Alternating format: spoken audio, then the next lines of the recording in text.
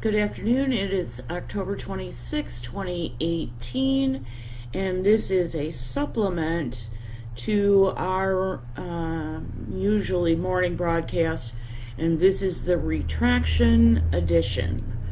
Halieus Media, me personally, when I make a mistake, when we make a mistake, when we publish something that's incorrect, it's our responsibility to correct it publicly. To that end, there has been a suspect arrested for these alleged bombs, and according to DOJ Deputy Director DIr.Wray, they are not hoaxes, so we are retracting and will no longer publish information entitled hoaxes. They are, according to DIr.Wray, in fact, viable under certain specific conditions, dangers to the public. So we will go into that shortly.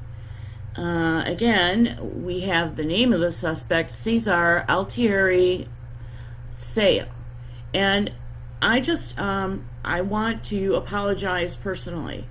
If I misled anyone or irritated anyone with the way I characterized this story, please accept my apology. All right, let's go forward. We did capture the press conference, and I have not reviewed it. I may clip it because I do not have permission, and even under the Fair Use Clause of Title 17, Section 107, to play the whole 22-minute clip would get me in trouble. So expect selected clips. Here we go.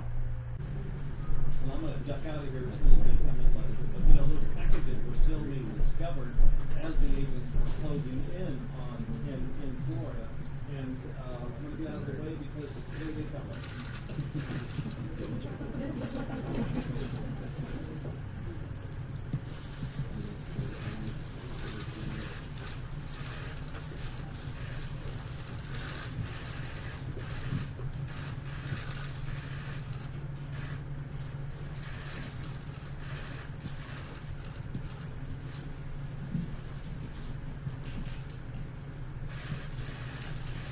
Thank you all for being here.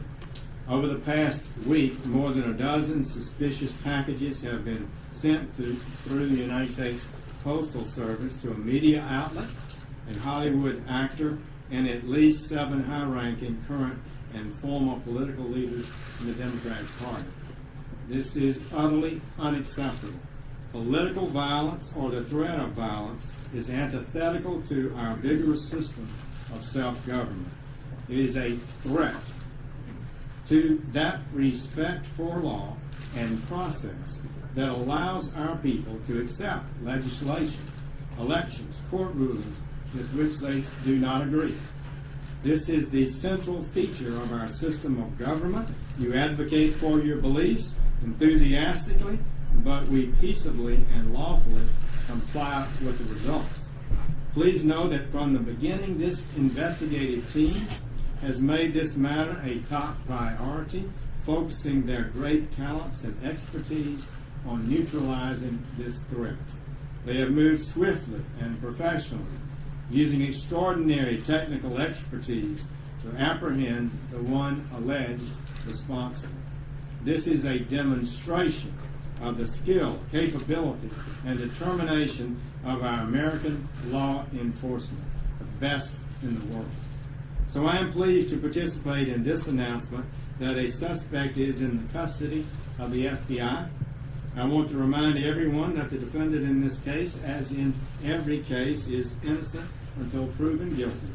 He has been charged today with 5 federal crimes, including interstate transportation of an explosive, illegal mailing of explosives, threats against former presidents and certain other persons, threatening interstate communications, and assaulting current and former federal officers.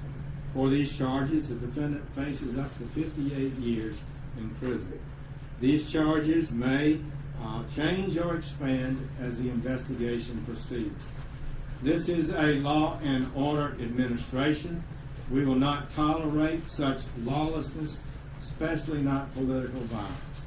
And so I want to thank FBI Director Wray and his team, all of our law enforcement partners who are here, ATF, Secret Service, Postal Inspectors, Capitol Police, and New York City Police Department, and the United States Attorney Berman of the Southern District of New York, and U.S. Attorney for the Southern District of Alabama, Ariana Orsham. Federal, state, and local law enforcement officers from across this country responded immediately to the cause and contributed to this effort. We are proud of each one of them. I want to reiterate the defendant in this case is innocent until proven guilty. But let this be a lesson to anyone, regardless of their political beliefs, that we will bring the full force of law against anyone who attempts to use threats, intimidation, and outright violence to further an agenda. We will find you, we will prosecute you to the fullest extent of the law. And now Director Wray, who's done an incredible job leading this effort over the last few days, he will give us the details of today's important arrest. Chris? As the Attorney General has confirmed, we have arrested Cesar Saya in connection with this investigation. As our investigation is still ongoing, I may not be able to answer questions about his background or about his motive. What I can say is that this was a nationwide investigation of enormous scope and of the greatest importance. Our investigation ranged from New York to Delaware, to Maryland, to the District of Columbia, to Florida, to California. And as it always does, the FBI responded with every resource we've got, including our Joint Terrorism Task Forces, our Counterterrorism Division, and our world-renowned experts at the FBI lab in Quantico. But and I really can't underscore this enough, we did not act alone, as you can see from the agencies and departments represented up here today. A threat of this scope and of this magnitude requires all of us working shoulder to shoulder. And today's arrest is a testament to the strength of our partnerships and what we can do when we all work together. I want to acknowledge the many partners who helped in recovering and transporting these IEDs to our lab in Quantico. This is dangerous and highly skilled, specialized work. It requires great care, and we're incredibly grateful to all those who helped us in that effort in getting those devices to our lab from around the country. We can confirm that 13 IEDs were sent to various individuals across the country. Each device consisted of roughly 6 inches of PVC pipe, a small clock, a battery, some wiring, and what is known as energetic material, which is essentially potential explosives and material that give off heat and energy through a reaction to heat, shock, or friction. Though we're still analyzing the devices in our laboratory, these are not hoax devices that had been sent to Congresswoman Maxine Waters. We have confirmed this fingerprint is that of Cesar Saya. There is also a possible DNA connection between samples collected from pieces of 2 different IEDs mailed in separate envelopes, and a sample previously collected from SAOC in connection with an earlier arrest down in Florida.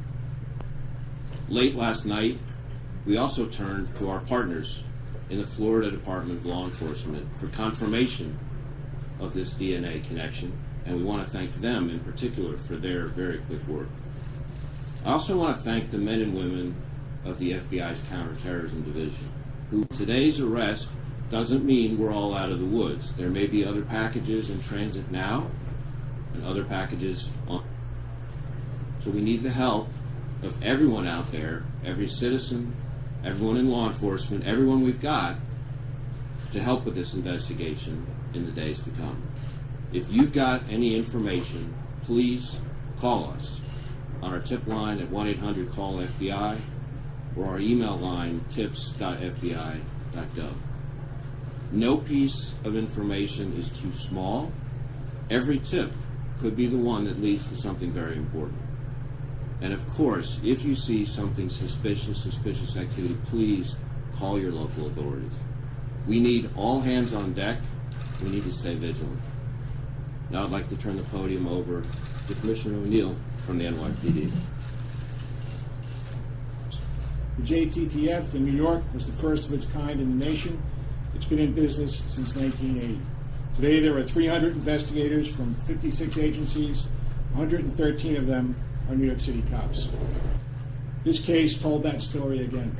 New York City cops were side by side with FBI agents and many other agencies in Florida this morning. Together, they brought justice, as they always do. The wide experience of our agencies, coupled with the individual expertise of the members of the NYPD Bomb Squad, our highly trained emergency service unit, our Intel Bureau, our Counterterrorism Bureau, our patrol cops, who were the first to respond to CNN, all helped lead to today's arrest.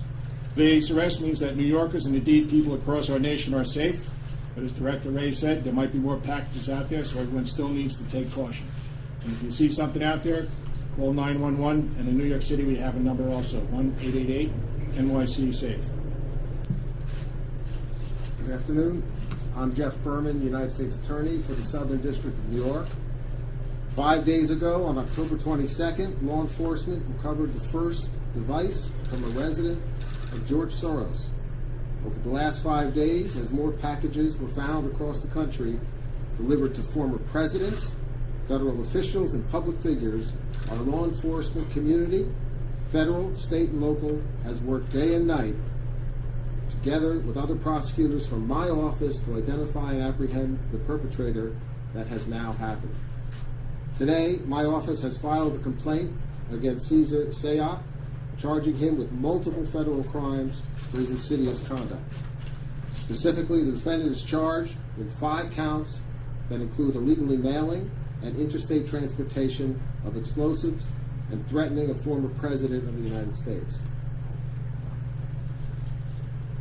As alleged in the complaint, the defendant mailed destructive devices to citizens of this country who currently hold or have held our highest public offices: President Barack Obama, former Secretary of State Hillary Clinton, former Vice President Joe Biden, former Attorney General Eric Holder, Congressperson Maxine Waters, U.S. Senator Cory Booker, former CIA Director John Brennan, and former Director of National Intelligence James Clapper. The defendant's conduct as charged is cowardly and reprehensible and totally anathema to our democracy. And now the defendant faces a potential total of 58 years in prison.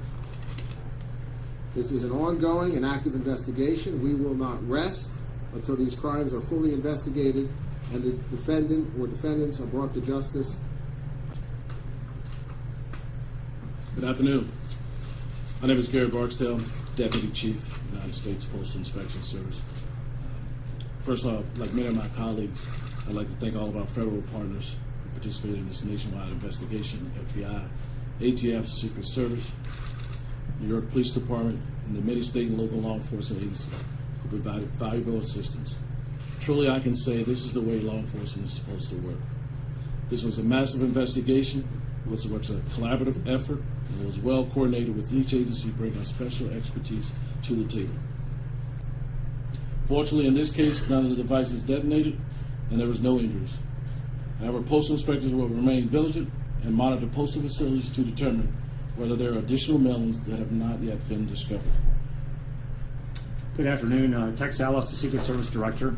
Just as the other speakers have emphasized, I just want to comment on the importance of cooperation here.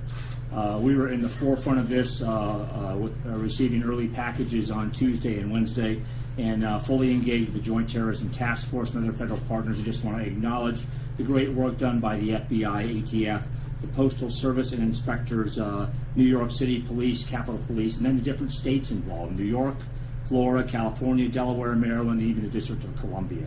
So, and I also want to spend just a few minutes to emphasize how seriously the Secret Service takes these threats, how important it is to provide protection to our protectees, including.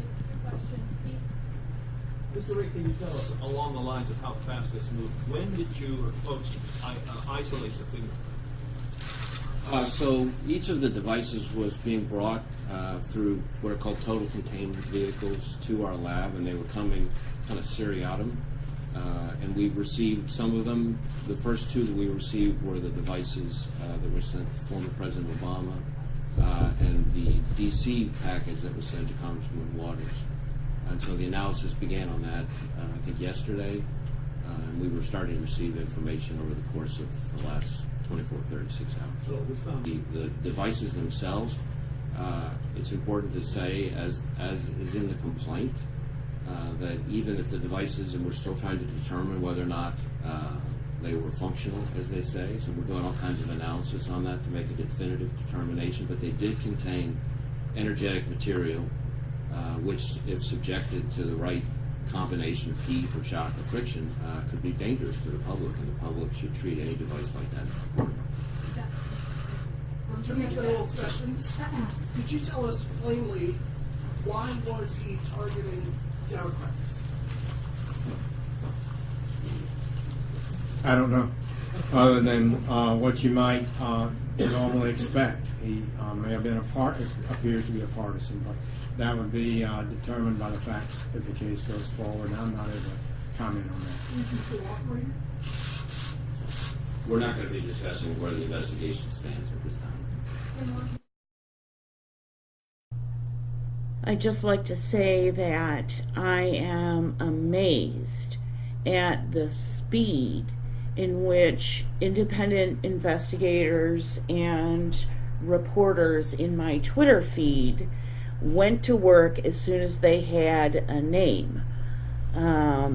Much of what I'm going to present now is thanks to them, and I will try and give a full picture of who was involved as we go on.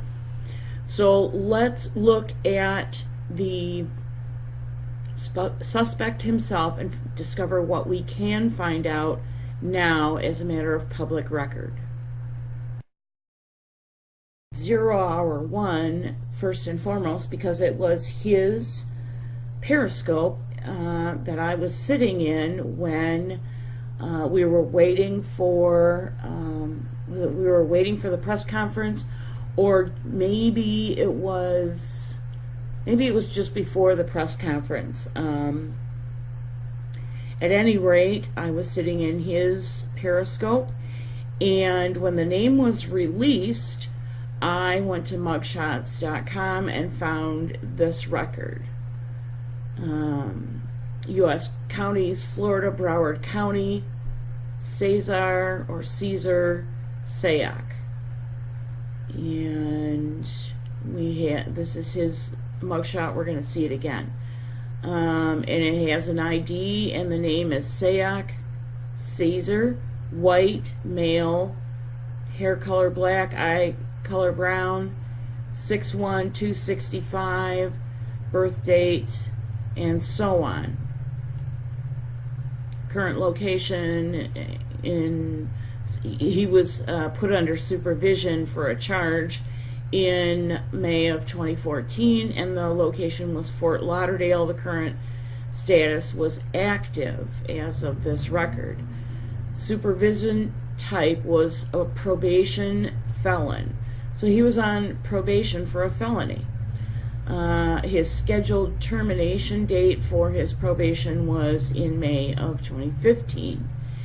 And then it gives aliases Caesar Sayak and Caesar Altieri Sayak, and there are 2 charges. The first offense was 11/28, 2013, grand theft auto, and the sentence date was in May of 2014, County Broward, and the supervision date was 1 year, 0 months, and 0 days. The second charge was 11, the same day, felony battery, and the same conditions. So let's,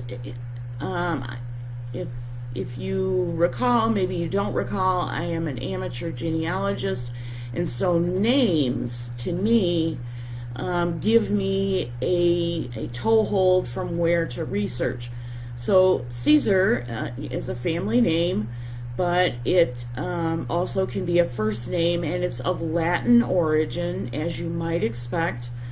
And it is Americanized form of the Italian Cesare, or the French César, which is how actually his name is spelled. It's spelled the French way, Cesar, without the accent.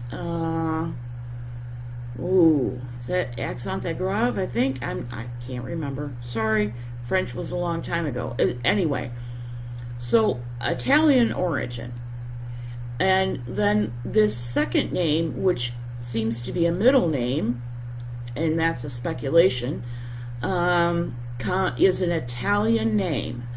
There are approximately 16,000 and some change Altieri families in Italy, and the largest distribution is down here in Campania. So we have 2 Roman names, basically 2 Italian names, and then the last name, Sayer, or Sayor, is mostly of English or Irish derivation, and so I didn't bring that up on screen. This is a sample of his Twitter posts. This one, he's in Florida, and he's in Broward County. It has come out that police chief Israel, the same guy that investigated the school shootings, is also in charge of, or was put in charge of, this case. So, excuse me, I found that out afterwards. But here is a sample tweet of Cesar, who goes by Cesar Altieri. Okay, well, let's pull his profile up. Okay, current booking agent, sales, marketing, promotions, project manager for live events in the Seminole franchise of the Hard Rock Live Cafe, former professional soccer player, wrestler, and cage fighter. Keep those sports affiliations in mind. So he goes by the handle at Hard Rock 2016. Keep the date 2016 in mind. I know I'm asking you to do this again, but just keep that stuff in mind. So, he picks out the most vehement picture he can find of David Hogue and ties him to George Soros Group to oust Republicans from Congress. I hesitate to blow this up for the caption. Let me see if I can. Parkland school shooting activist David Hogue is now openly supporting George Soros Group, whose aim is to crash the town halls of Republican whatever. I hesitate to bring this up because this profile, Cesar Altieri, has been taken down by Twitter. So because it's in my buffer, I can screenshot it, but if I change anything, I'm afraid it's going to disappear, so I'm not going to do that. Right here is the alleged yearbook picture of David Hope from Redondo Beach High School in 2015. See the page from Redondo Beach High School yearbook 2015. He's a paid protester. Even his huge listing in Wikipedia is fake, and his father is an FBI agent. All right, let's go to the full profile. It's still in the buffer, like I said, so I should be able to scroll for, you know, at least for a few pages. So here is Cesar Sayer. Let's scroll down. He's with people from Hard Rock, the Hard Rock franchise, and he even uses the Hard Rock franchise as his user icon. His last tweet was 2 days ago. So during this series of events, he tweeted at least once. We'll see how many more times he tweeted. He lists his location as Sunny Isle Beach in Hollywood, Florida, and he joined in April 2016. So his prior, and had I known that this had been scrubbed, I would have taken the time to look, or had I thought, there's no way I would have known, but had I thought to look for Cesar Sayer, I also would have brought that up, but I didn't. I had no idea that it was going to disappear.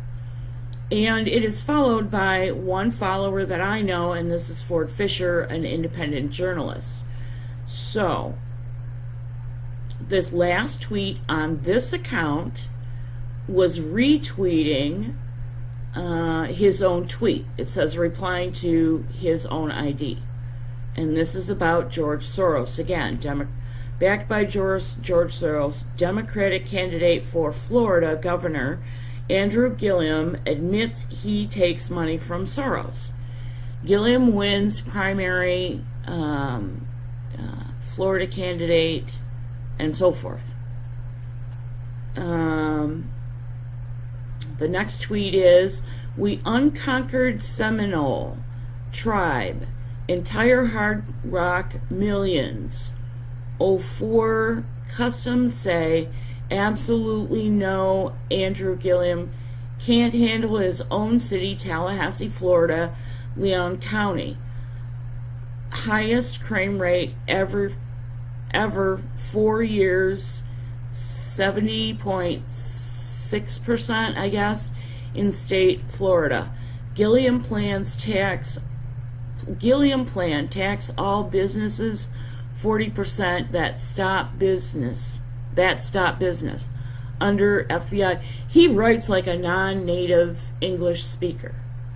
I would love to hear a clip of him speaking to determine whether he's, in fact Italian, or whether he is speaking with a Spanish, Cuban, some other form of Latin accent, or whether he's just very poor writer. So this is about that, and we're just going to keep scrolling until we can't scroll anymore. He focuses a lot on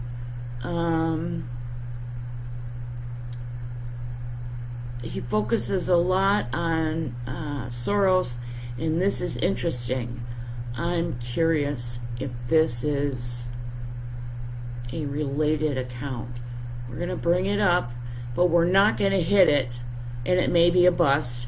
We're not going to hit it until we're done with this scroll, because once this is gone out of my buffer, it's gone, and I want to get it recorded. So he has retweeted this person again. Go Trump, we unconquered Seminole tribe, Hard Rock. Okay, he's kind of retweeting his same position, except oh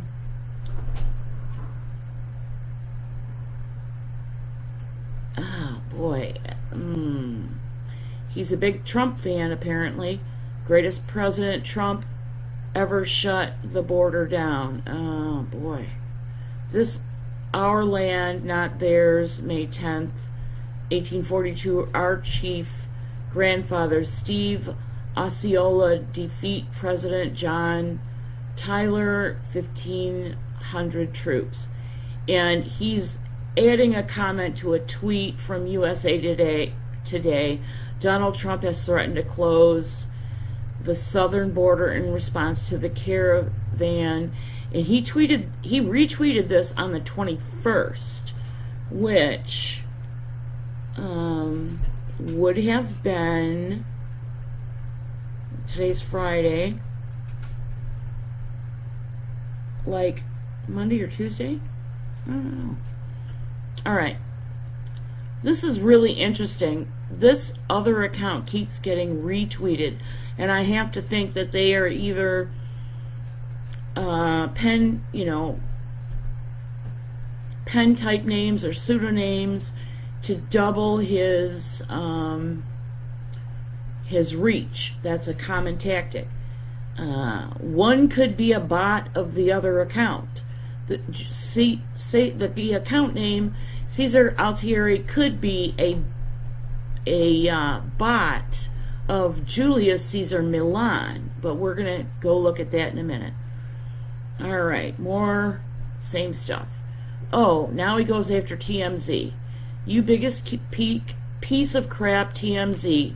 That were complete silent Obama separating kids. Shut your hole, TMZ, before you end like media slime Saudi Arabia. No one deserves it better than fake fraud Washington. Amazon owned I think he means Amazon owned Post. We unconquered Seminole tribe agree. And I just want to, okay, that was the 19th. That was on Friday. So Friday was the 19th, Saturday was the 20th, Sunday was the 21st, and Monday was the 22nd. Okay. Now we have a little better fix, I think. But then there's like a 5-day gap where he doesn't tweet anything, and he tweets as himself. Passage of the 15th Amendment, right to vote, 141 Republicans voted yes with 0 voting no. 0 Democrats voted yes with 39 voting no, and 7 who refused to vote. And the caption on this is a meme. The caption on this meme reads, Democrats fought to stop blacks from having the right to vote. They can lie all they want now, but the truth is the truth. And I have a screen cap. I haven't sent it through from my phone yet, but I have a screen cap that says, for some undetermined amount of time, Mr. Altieri or Mr. Sayer was a registered Democrat. And changed his registry to Republican in 2016. So this is about, amendments and so forth. October 14th, he's basically retweeting the same thing, the same 2 memes. And let's see. Yeah. It's the same 2 memes. This is all on October 14th. Okay, now, on October 14th also, Elijah Cummings believes that Democrats gave blacks the right to vote. Wrong. And now we hit the error message where this would normally be continuing to load. Loading seems to be taking a while. Twitter may be over capacity or experiencing a momentary hiccup. Try again or visit Twitter status. Okay, so let's try again just to see if this account is in fact shut down. It appears to be. And as soon as this all systems operational. Okay, thank you, Twitter. That account has been shut down. And now we have account suspended. This account has been suspended, and so forth. So both accounts have been suspended. The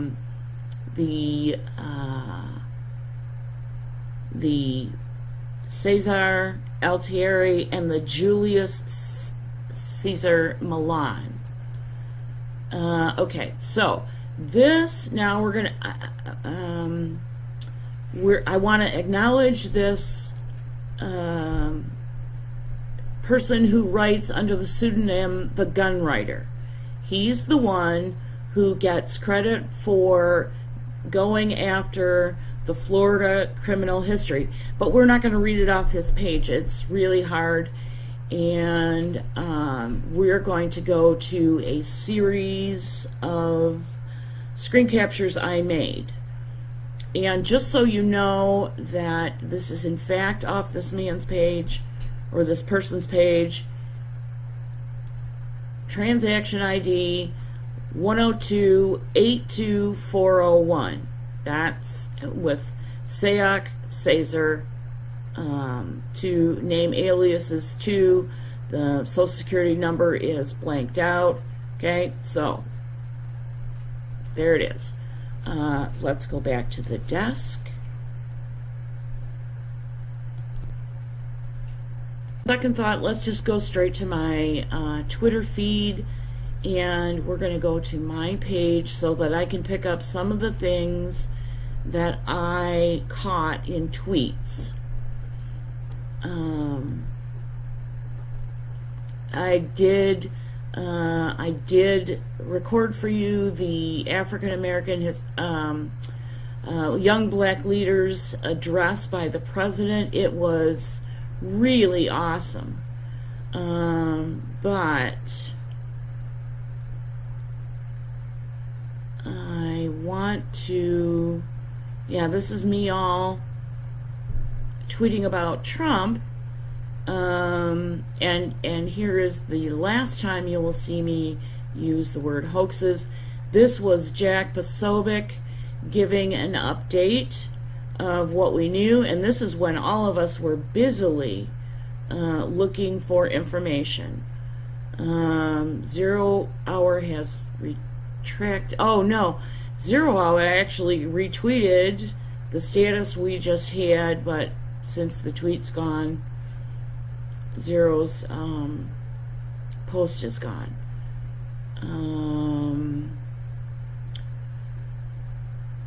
Okay, here is the van that was picked up, that is registered to Cesar Sayer, and Billy Corbin tells us this. Let's, in fact, is there a thread here? Okay. Let's bring this open. My co-producer at David Sipkin took these pics in December of 2017 at the shops at the Waterways in Aventura, Florida. The van was regularly parked overnight outside a kosher market over a more than a 1 year period. He believes it may be connected to the bomb suspect and has contacted FBI. And we're going to blow this up as best we can, because there's some things I want you to see if I can get it to blow up. Okay, this is the opposite side of the van that I want you to see. but let's take a look anyway if we can. So here's, Trump and Pence. Some of these things are hard to see. CNN isn't his favorite. Let me bring it back down and see if there's anything else we should see. He's got a big Trump emblem there.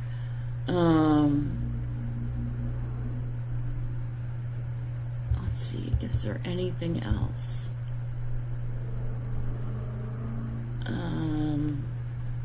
There has been, at the time that I last looked, there were way fewer comments. Right now there's up to 387 comments on these pictures. This is the picture. Zero brought these pictures in for us. I don't know if he got them from Billy Corbin or from David Sipkin, but either way, Zero brought these into the Periscope that we were all sitting in. So props to you, 0 Hour. And also to David Sipkin and his co-worker Billy Corbin. Alright, so we got more Trump Pence and more of the unhappiness with CNN. This right here, I know you can't see it very well and it's difficult to figure out what it is. I'll see if I can find a better shot of it later on. So, it's a, step van. And all kinds of stickers with all kinds of different things on them, including, and I can't get this blown up, something that refers to the Middle East, it appears. Alright. Now, another interesting thing about this, and I saw it while I was doing research, but I did not capture it, and that was, I saw a clip from somebody on scene, or near, in close proximity to the scene, that when they hauled this van away from the auto parts store, they had this completely encased in blue tarps. Somebody went to the nearest place, maybe the auto parts store, I don't know, but this was totally encased in blue tarps. They didn't want anybody seeing this who hadn't already seen it or shot it for whatever reason. It's evidence, that's one reason for sure. And let's see, there's, I think, one more tweet of mine that we want to take a look at, or that I retweeted. Yes, here we go. This I addressed to 0 Hour. Somebody coughed up $2 to one of the search agency, or one of the public, information agencies, and got this. Cesar Sayak is 56 years old and was born in 62. Currently he lives in Aventura. He previously lived in Fort Lauderdale. We saw that documented, and also Hollywood. Edison, New Jersey. Sometimes Cesar goes by various nicknames, including Cesar A. Sayak and Cesar A. Sayal. Other family members and associates include Madeline and Christina. And that's a screen cap, so I'm not going to be able to click that link. I forgot I was tweeting it. Anyway, here it is, right here. Look at this. They have completely covered this van as they're taking it away. Very interesting. Tim Pool had this to say. There are simple solutions. The suspect did not act alone. Suspect is not the actual perp. These are just some things I need to be answered. And we're going to show Tim's thread. I think that might be the last in a couple of tweets. Yep. Okay. If the man arrested in Florida, how come some of the packages hand delivered? Tim, you write better than this. How did he get them to couriers? Were multiple people involved? And I could take the time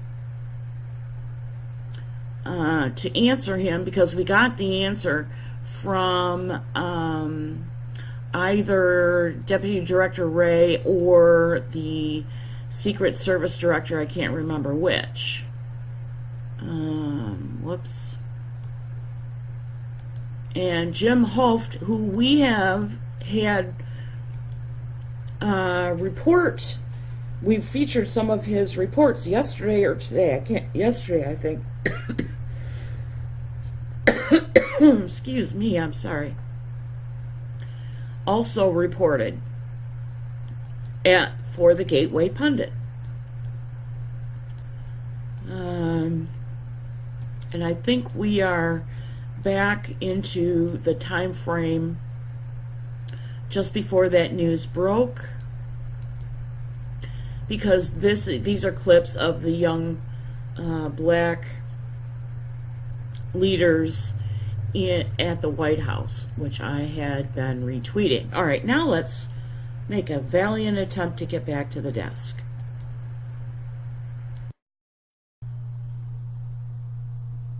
It seems like this broadcast is the great apology tour for John 14 and Halieus Media, because all I seem to be doing is apologizing.